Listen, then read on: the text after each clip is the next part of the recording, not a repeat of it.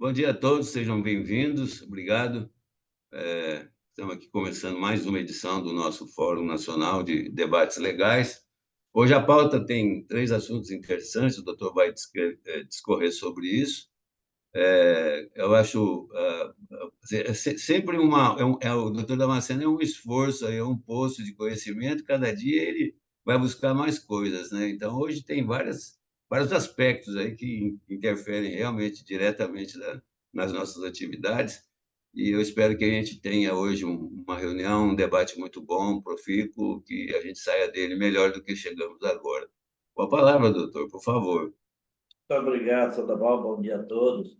Eu registro a mensagem que recebi do doutor Fernando, de Curitiba, justificando a ausência dele porque está neste momento em audiência. Então, registrado e obrigado, doutor Fernando. Sua participação sempre é muito importante para nós. Sandoval, na verdade, hoje nós colocamos temas um pouco diferentes do dia a dia, que é o tributário, embora não tenhamos fugido do tema, porque o último nós vamos abordar um outro aspecto da reforma tributária que tem muito a ver com o momento, porque passa não só o Brasil, mas todo o universo é terreno, não é?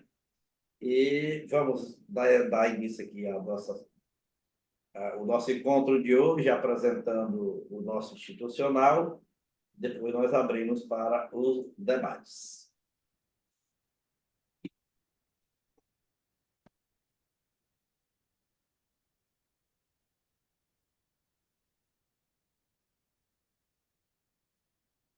Bem, conforme já foi dito, nós temos métodos consensuais de solução de litígios trabalhistas.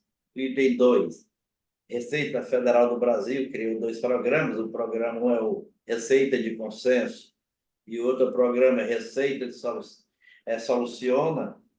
São programas que estão sendo instituídos a partir do dia 1º de outubro corrente. Hoje nós estamos no dia 16, então foi publicado no dia 30 de setembro, para entrar em vigor no dia 1º de outubro agora. E o terceiro item, unindo interesses sociais e econômicos, procurei um nicho diferente para analisarmos a reforma tributária na prática ESG, inclusive buscando, nós vamos comentar um pouquinho como é que surgiu e qual a finalidade dessas práticas ESG, ou ESG, como se queira dizer.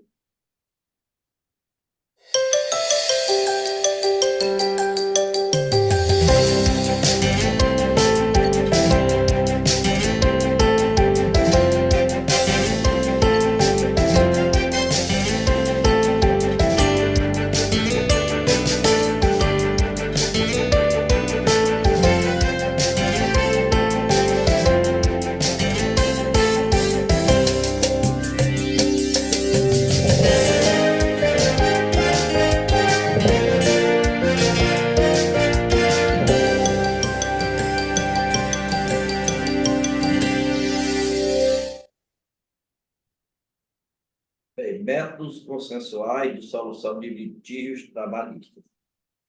Há muito tempo que se tenta diminuir a carga de processos judiciais na Justiça do Trabalho. Porém, a maior dificuldade que se tem é porque a própria Justiça do Trabalho sempre quis abranger tudo que era de litígio que envolvia contrato de trabalho. Houve, inclusive, decisões no sentido de que os contratos de trabalho, mesmo sem vínculo empregatício, qualquer litígio relativo a isso seria da competência da Justiça do Trabalho. Com a reforma trabalhista de 2017, do governo Michel Temer, houve uma modificação muito acentuada e uma maior segurança jurídica nessa relação trabalhista. A indústria de reclamações foi acentuadamente reduzida com o entendimento de que as empresas poderiam terceirizar, a valorização da terceirização, terceirizar todas as suas atividades para a questão das especialidades. Então, se você tem setor de cobrança competente, não precisa ser de empregado da empresa, pode ser uma empresa que seja terceirizada para aplicar o seu método de controle financeiro dentro de uma outra empresa. A administração da empresa, com o Código Civil de 2002, também teve autorização para que seja um administrador externo. Pode ser uma pessoa física, uma pessoa jurídica, não ligada ao quadro da própria empresa. Então, nós tivemos a figura do administrador, sócio-administrador, ou então simplesmente administrador, que pode ser uma pessoa física ou uma pessoa jurídica, exigindo-se que seja empregado um gerente. A figura do gerente, que é uma ação mais restrita dentro da administração da empresa, então esse tem que ser empregado. Mas o administrador, tanto pode ser um sócio, como pode ser um terceirizado. Então, tudo isso vem evoluindo no sentido de que você possa facilitar a relação empregado-empregador ou prestador de serviço e contratante, sem necessariamente passar pela justiça. Foi criada a figura da CCP, também no âmbito da CLT. A CCP é entre os sindicatos, uma comissão de conciliação prévia. A decisão da CCP ou a sentença da CCP, ela tem efeito de sentença judicial e, se por acaso não sendo cumprida pelas partes, pode ser levada à Justiça do Trabalho já no ponto, já no momento da execução da sentença. Não precisa mais se discutir mérito, se discutir direitos, e sim somente a obrigação de cumprir a sentença, de pagar. E agora nós temos mais uma novidade. O Conselho Nacional de Justiça, através de uma resolução, agora no dia 30 de setembro, vocês estão vendo aí na tela, ampliou também outra situação que nós sentimos. Você faz um acordo extrajudicial, mas não podia pedir uma homologação judicial porque não havia previsão. Também com a reforma de 2017 foram inseridos 2 artigos da CLT que trazia essa previsão, porém sem uma regulamentação. Então, essa resolução veio para homologar. O que determina essa resolução do Conselho Nacional de Justiça? Que pode haver a homologação judicial dos acordos extrajudiciais. Finalidade: quitação ampla, geral e irrevogável. O que aconteceu? Você fazia um acordo extrajudicial e o empregado normalmente, às vezes até provocado pelo seu sindicato ou provocado por um advogado trabalhista, levava a questão ao judiciário e o acordo perdia seu valor e buscava, embora feito o acordo e recebido as cotas, eu pedia que quem tivesse com o microfone ligado, que desligasse para que não haja interferência. Buscava novos direitos mesmo tendo aceito o acordo firmado extrajudicialmente. Então, o que é preciso? Que esse acordo traga nele uma condição de quitação ampla, geral e irrevogável. Essa condição de quitação ampla, geral e irrevogável no acordo, ela vai ser homologada pela Justiça do Trabalho. E quem é que pode provocar? É um litígio? Não, não é um litígio.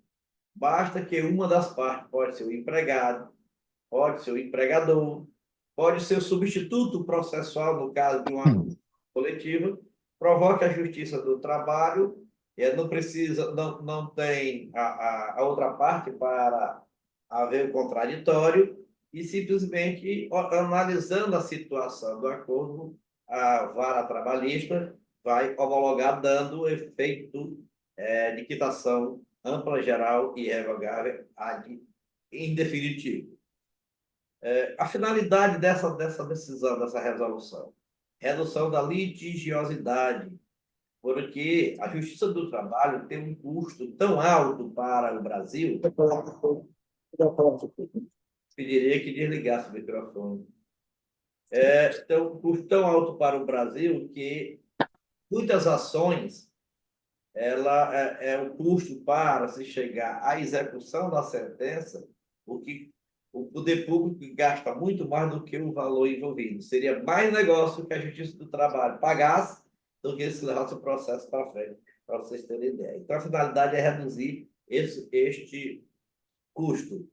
Bom, a reforma de 2017, conforme eu já falei, inseriu na CLT os artigos 855B e 855E, que dão essa previsão.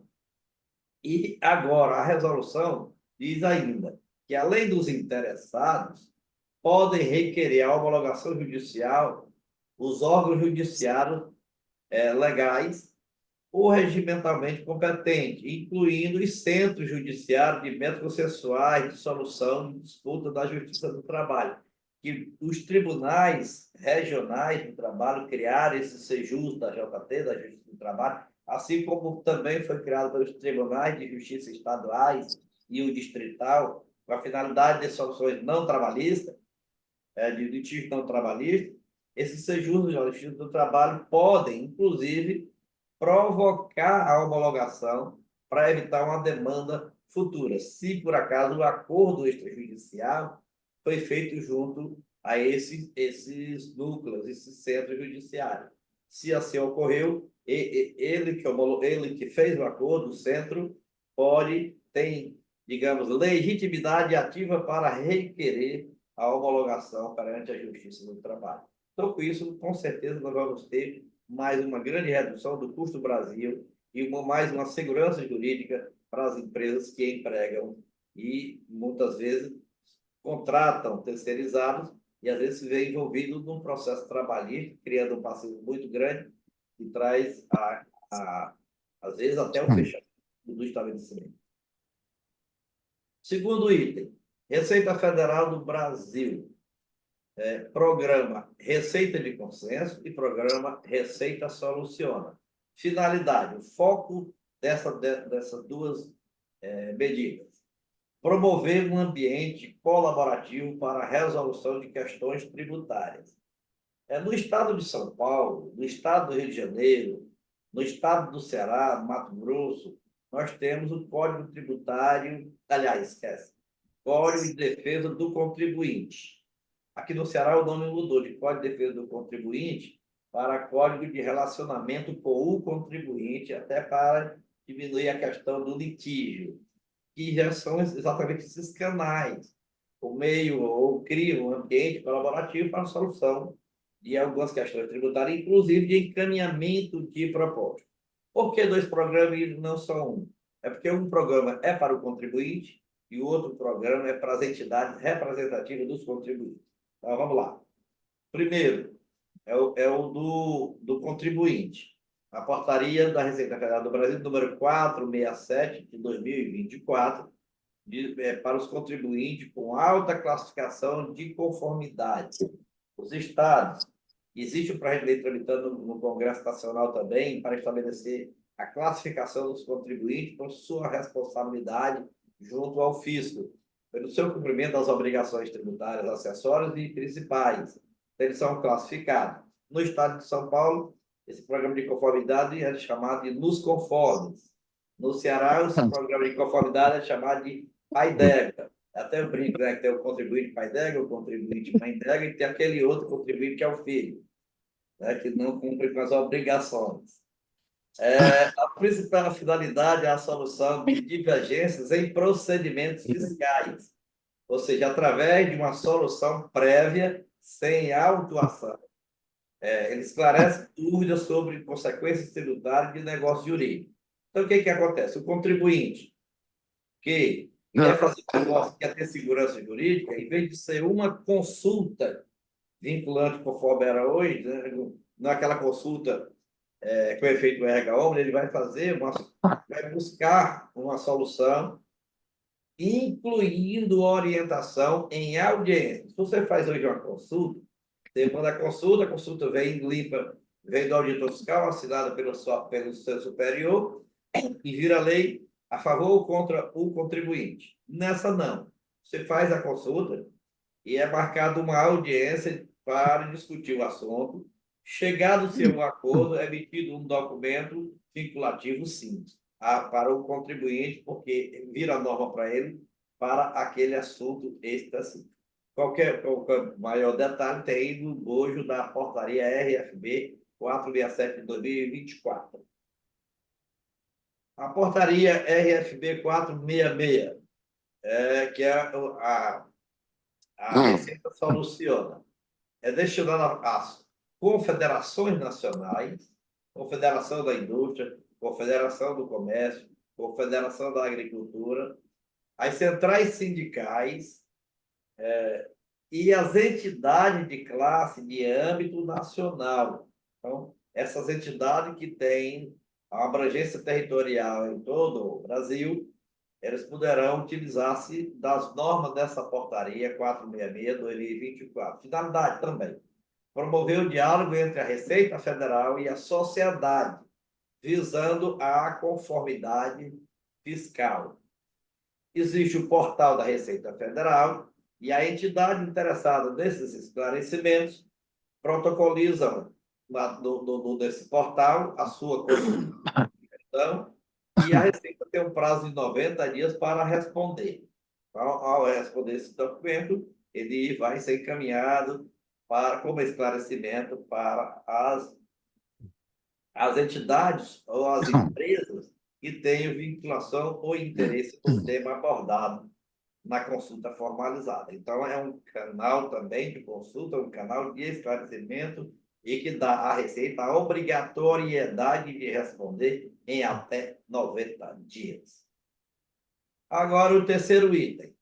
Unindo interesses sociais e econômicos, que é um pouco complexo. São dois que caminham em lados opostos.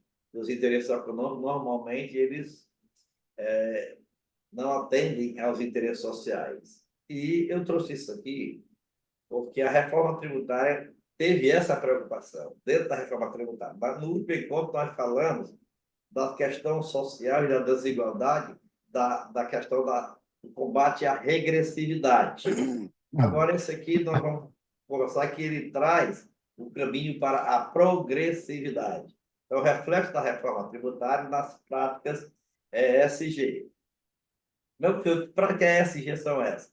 Em português, ambiental, social e governança, que é o que nos interessa, não precisa do inglês. E ela surgiu na ONU há exatamente 20 anos, agora no mês de setembro, acho que foi no mês de setembro, não foi em outubro. Nós estamos em outubro, mas eu acho que foi em setembro. Qual era a proposta do presidente da ONU na época, é o Kofi Annan? Era que as empresas reduzissem em 45% a emissão de gás carbônico até 2030. Nós estamos com 20 anos, nós estamos praticamente com 25, 2025, então seriam o quê? 25 anos para essa redução em 45% das emissões de gás. E como uma forma de obrigar a isso, existe a previsão de os bancos mundiais liberarem recursos somente para empresas que realizassem, na prática, ações sustentáveis, de transparência e ética. São os três principais pilares das práticas ESG, que é a sustentabilidade, a transparência e a ética nos negócios. Tivemos agora um incentivo muito grande à retomada desse pensamento pelo mundo todo. Tragédias climáticas no mundo todo. Você vê agora nos Estados Unidos, passou um terremoto, não foi terremoto por lá, foi um... Quem é que se lembra que foi? Pode me ajudar aí. Furacão. Tempestade. Um furacão com tempestade, com tudo, na Califórnia, que levou muita coisa. Nós tivemos no Rio Grande do Sul, recentemente, aquela tragédia, 2 vezes seguida, com Porto Alegre sendo coberto pela água, aquelas cidades ali vizinhas. Nós temos sempre em Minas Gerais, muitas serras descendo, no Rio de Janeiro. Nós temos a seca nos rios, principais rios da Amazônia.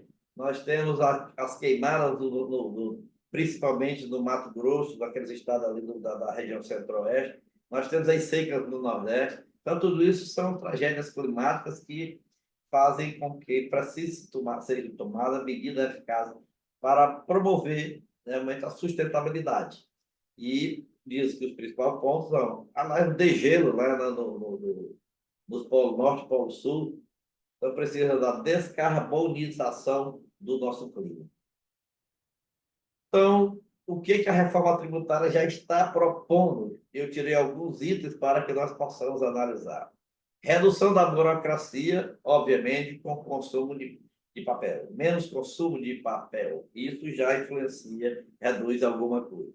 Redução da produção de bens em regiões distantes das de consumo.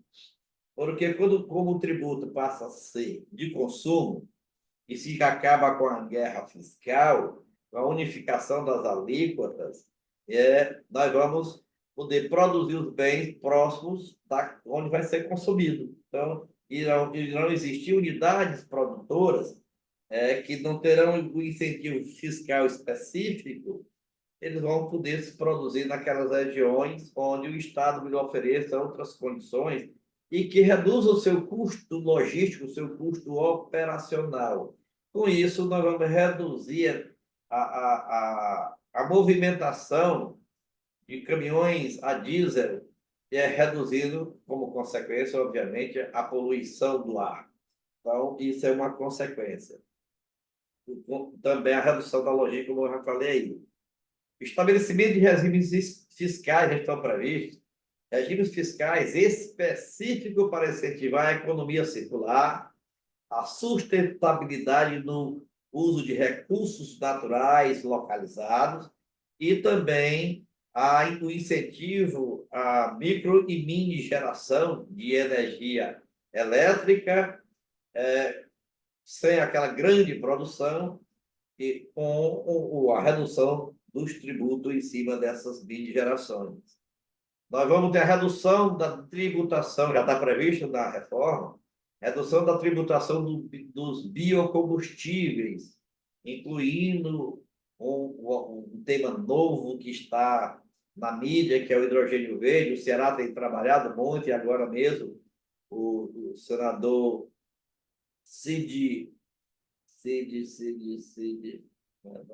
o quê? Irmão do Cid Gomes, né? O senador Cid Gomes, até o relator, foi aprovado a lei do hidrogênio verde. O Ceará está pioneiro nisso, com a participação muito acentuada da indústria local aqui no Ceará, para que seja produzido em grande escala o hidrogênio verde. Tem já estudo nesse sentido, e esse hidrogênio, como o nome já diz, ele também reduz o gás carbônico, porque ele tem uma produção e uso dentro do contexto dessa finalidade. Vai ter também essa tributação reduzida.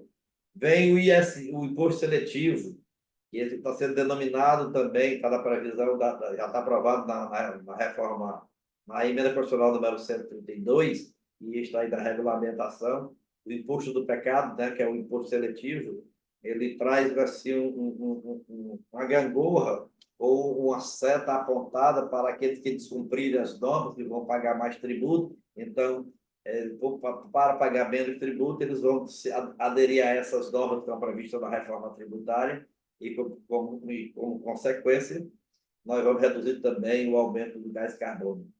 Combate às desigualdades sociais, nós comentamos no último encontro, com a implantação da cesta básica. Isso também traz um efeito salutar, e o cashback, a devolução para aqueles menos favorecidos de uma parte do seu gasto com o gás, usado no gás exclusivo, propriamente dito, e outras contas, como a energia. Então, tudo isso são assuntos que já estão, entre outros, obviamente, que estão no bojo da reforma tributária, que precisam realmente ter uma visão dessas entidades que trabalham com as práticas do ESG, até para fortalecer e seja agilizado a reforma tributária, agora na sua regulamentação, sem que haja a busca de proteção de segmentos que não precisam de proteção. Nós temos aí, para encerrar esse encontro exposto de hoje, através dos slides, uma mensagem da Meire Franco. Ela é VP do IBF de São Paulo, e diz o seguinte: considerando que a função social do tributo é devolver à sociedade o que a empresa, ao cumprir seu objetivo social, obteve dela, a sociedade, a reforma tributária sobre o consumo introduz iniciativas importantes para integrar a pauta ESG na estratégia empresarial. Para garantir a continuidade, sustentabilidade e responsabilidade corporativa do negócio, é essencial adotar boas práticas fiscais, seguindo, obviamente, eu digo, as normas de conformidade. Quero dizer e ressaltar que quando um segmento busca um incentivo fiscal, uma redução, outros pagarão, porque não se dá almoço de graça, como é popularmente dito. Então, o incentivo fiscal de um segmento ele é suprido pelo acréscimo da carga tributária de outro segmento econômico e, como consequência, de toda a população. Aberto ao debate, são essas as considerações que foram trazidas para discutirmos hoje. Presidente. Doutor, pauta interessante, né? A gente ouve nos últimos 3, 4 anos, né, sobre ESG bastante, muita coisa está tentando acompanhar isso. Na verdade, eu pessoalmente ainda não me inteirei de todo esse espectro, né, a abrangência do espectro que você leva em consideração essas pautas, né, ambiental, governança e social. Então, muita coisa, por exemplo, me assusta, né? A parte, por exemplo, da usina Belo Monte, né? Essa parte ambiental lidou tanto que a gente gastou um monte de dinheiro. E hoje o Belo Monte ficou num fio d'água, com 16 turbinas lá, uma só funcionando, porque se o Já Rio não é mais tá tão cheio, belo, funciona. senhor. Hein? Já não é mais tão belo. Não, não, isso que eu estou falando, porque os ambientalistas já com essa pauta aí, né, do environment, né, do meio ambiente, não deixaram fazer uma represa que pudesse represar água para as turbinas todas funcionarem. Então, eu preciso me inteirar um pouco mais, é só apenas a minha opinião. Acho que isso tem que ser perseguido, mas tem que ter, vamos dizer, repetindo o exemplo de Belo Monte, assim tem outros, né? Muito dinheiro gasto, muito dinheiro gasto para ficar uma usina com 16 turbinas, 15 paradas, né? Imagina uma turbina, enfim, todos os benefícios, já que investiu o dinheiro, que pôs o dinheiro, gastou o dinheiro, ela tinha que trazer benefício de volta. Não está trazendo por causa dessa coisa aí dos ambientalistas, né? Então, repetindo, eu acho legal, acho muito bom, tem que ser assim mesmo, essa coisa está aí, eles chamam de projeto 2030, tem muita coisa boa, mas não é só coisa boa, né? Então, infelizmente, né, a prática devia ser, vamos dizer, considerada o que é a realidade do Brasil, as necessidades do Brasil e o que for possível imitar o mundo, imitar o resto dos países, principalmente os desenvolvidos, que bom a gente consiga, mas o Brasil, eu acho que a gente tem que lidar um pouco com um pouco da nossa realidade. E não esquecendo a pauta, mas, sabe, não trazendo coisas que países que já estão desenvolvidos, com muita coisa resolvida, está fazendo, às vezes a gente não consegue. É o meu primeiro comentário. Tudo bem, aberta aos comentários dos demais. Meu amigo Joselto, seja bem-vindo aos trabalhos. Faça suas considerações diretamente de Minas Gerais. Está desligado.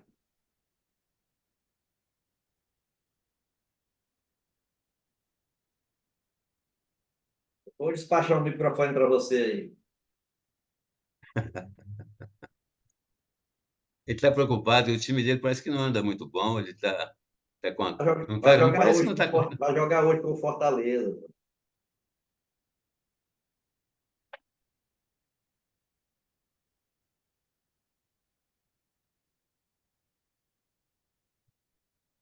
Alexandre, quer tecer algum comentário enquanto o Joselto abre o microfone dele?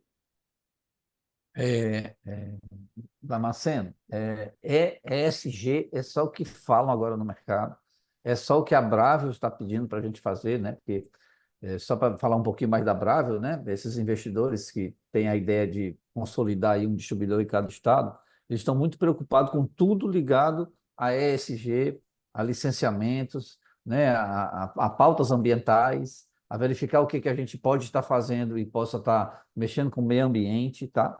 Então, assim, a preocupação deles é que, pedindo que a gente colocasse fizessem aqui consultorias ligadas ao meio ambiente, inclusive fizeram algumas perfurações no nosso solo para verificar se aqui a gente tinha algum tipo de alguma coisa que envenenasse o solo e tal. Então, realmente é uma pauta hoje que a gente achava no nosso tempo besteira, tá? Mas hoje faz parte, né? Sem ela a gente não tem nada. Inclusive, para os investidores, isso é tão importante, né, que eles até, vamos falar assim, as coisas podem até ficar com um custo maior, contanto que se obrigue a USG funcionar e outras coisas, né, levadas ao meio ambiente.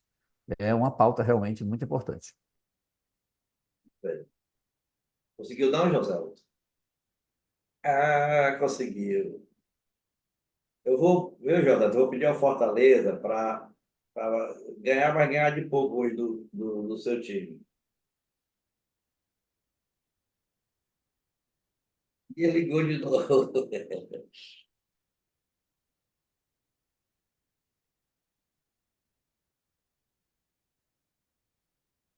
Alguém mais quer se manifestar enquanto o José consegue ligar o microfone dele? Tá ligando, José, tá ligando.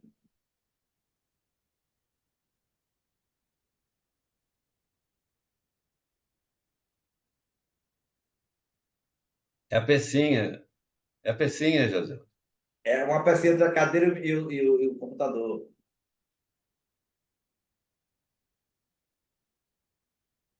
Acho que agora, fechou de novo, acho que ele tinha aberto. Deixa eu fechar. Aí José, aí no botão áudio, se você apertar na setinha que tem em cima, você pode escolher qual é que você quer usar. Se é o do microfone do computador ou o que você está usando no ouvido. Você aperta na setinha do lado, ele tem lá. Você usar o que você quer, o microfone. Talvez seja isso.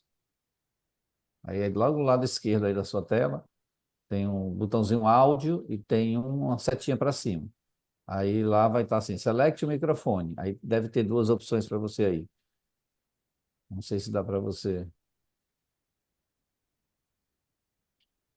Não dá para a gente ouvir você.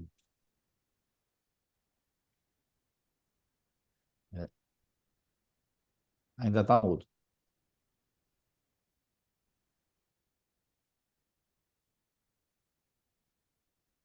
É isso.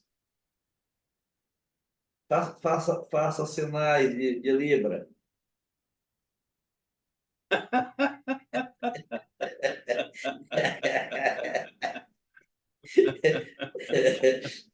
Mas é isso. Vamos, nós vamos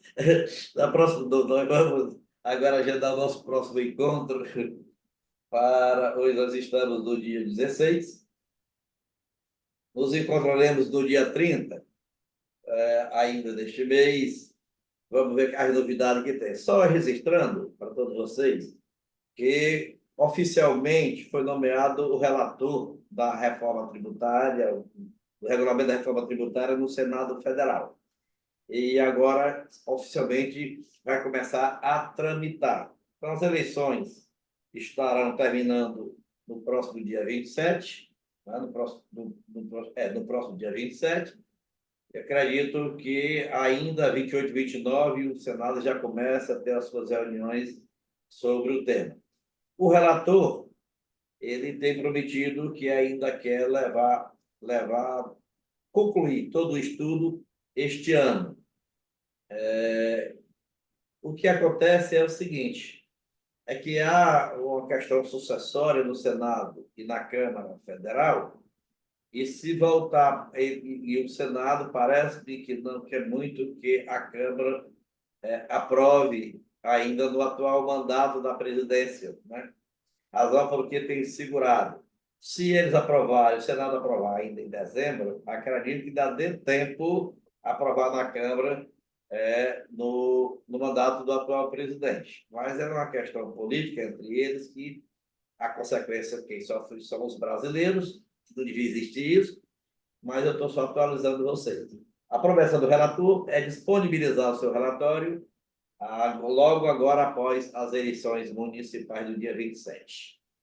No dia 30, nós vamos procurar trazer alguma novidade, se tiver, sobre a reforma tributária, assim, se não, os fatos que vão ocorrendo nesse período que o Brasil não está parado. Nós temos empresários responsáveis trabalhando.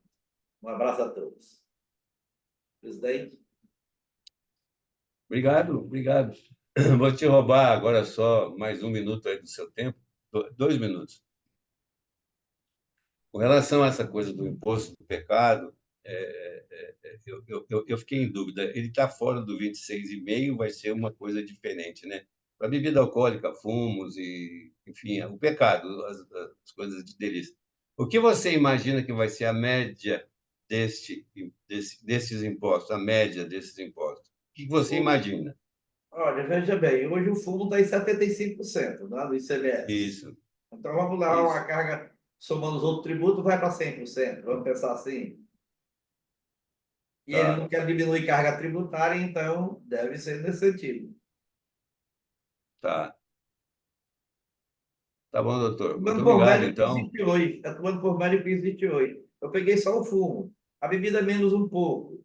Mas aí a bebida é 27,5%. Então, hoje já é 27,5%. É um tributo mais alto do que o padrão. Padrão para o IBS, 26,5%, é o padrão de 18% do ICMS. Né? Então, os produtos que já têm 25% hoje, eles já estão com o imposto além. Então, eles vão ter esse escalonamento.